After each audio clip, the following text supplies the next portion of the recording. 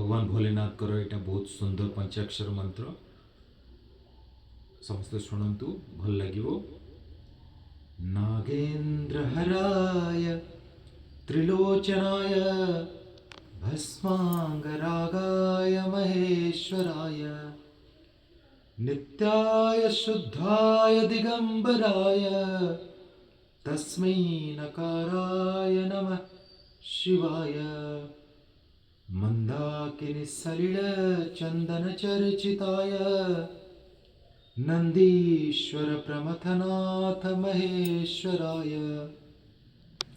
मंदार पुष्प बहुपुष्प स्वपूजिताय तस्मै मकाराय नमः शिवाय।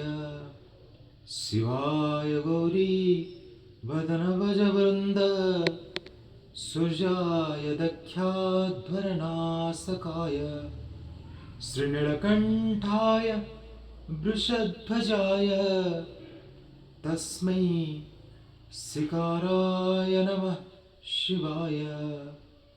वसिष्ठकुंभ भवगौतमाज मुनीन्द्रदेवार्चितशेखराय चंद्रार्कवैश्य नरलोचनाय तस्मै बकाराय नमः शिवाय।